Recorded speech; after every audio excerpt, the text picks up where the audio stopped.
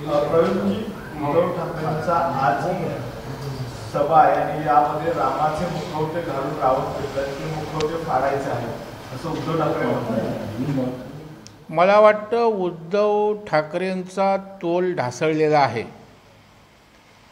काल जे अभूतपूर्व यश राम मंदिराच्या उद्घाटन सोहळ्याला लाभलं आणि भारतीय जनता पार्टीच्या विषयी जनमनामध्ये एक वेगळ्या प्रकारचा आदर सहानुभूती निर्माण झाली, त्याची मळमळ उद्धव ठाकरेंना होताना दिसते। त्यांनी गेल्या काही वर्षात जी रावणी प्रवृत्तीनं ते काम करतायत त्याचा तर अधोगतीला सुरुवात झाले। येणाऱ्या निवडणुकांमध्ये त्यांची रावणी प्रवृत्ती भस्मसात या देशातील जनता केल्याशिवाय राहणार नाही।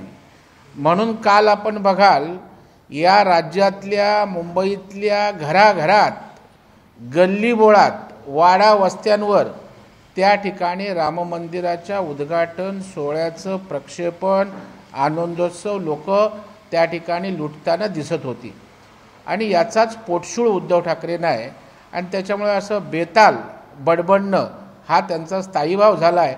आणि कालच्या राम मंदिराच्या उद्घाटनाने तर ते अत्यंत बेचैन झालेत।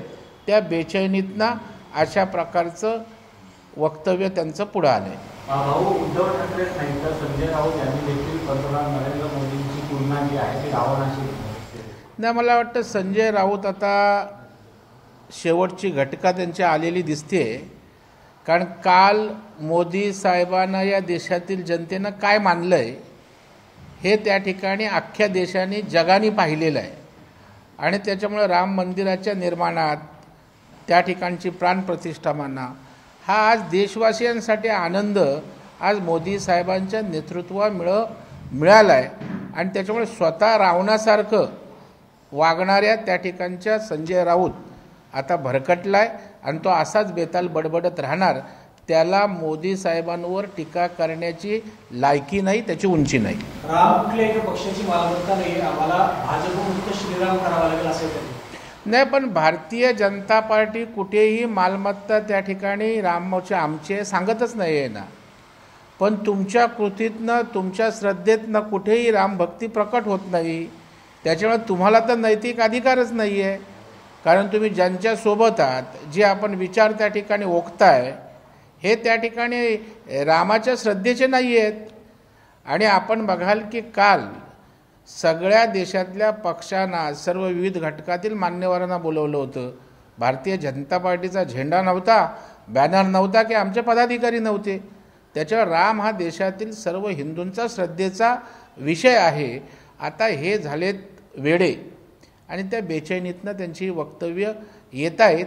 आम्ही कधीच भाजपची रामावर मालकी सांगितली नाही, परंतु त्या ठिकाणी मनोभावे भारतीय जनता पार्टीच्या श्रद्धा कार्यकर्त्यांच्या आणि तमाम पक्षाच्या या रामाप्रती आहेत, हे त्या ठिकाणी निर्विवाद आहे। महाराजांनी काल शिवरायांची तुलना मोदीजींशी केली, याबाबत गोविंदगिरी महाराज उद्धव ठाकरे असं एक म्हणताय की आपल्याला देखील आता वालीचा वध करायचा आहे कारण त्याने आपला पक्ष सोडलेला आहे। उद्धव ठाकरे आता मी बोललो ना भ्रमिष्ट झालेत, बेचैन झालेत, काही बोलतील।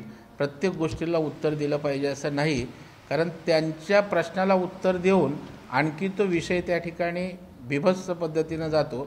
त्याच्यामुळे त्यांचा निषेध करतो, त्यांच्याविषयी घृणा व्यक्त करतो। रामाचा एकही गुण आहे तो राहिलेला नाहीये। राम की बात हो गई, अब काम की बात करो, अशा पद्धतीचं उद्धव ठाकरे म्हणतात। 2.5 वर्षात घरात बसून होतात, महाराष्ट्रासाठी काय काम केलं ते पहिलं सांगा आणि मग रामाविषयी त्या ठिकाणी आपलं तोंड उघडा बोलायला। एबीपी माझा, उघडा डोळे बघा नीट।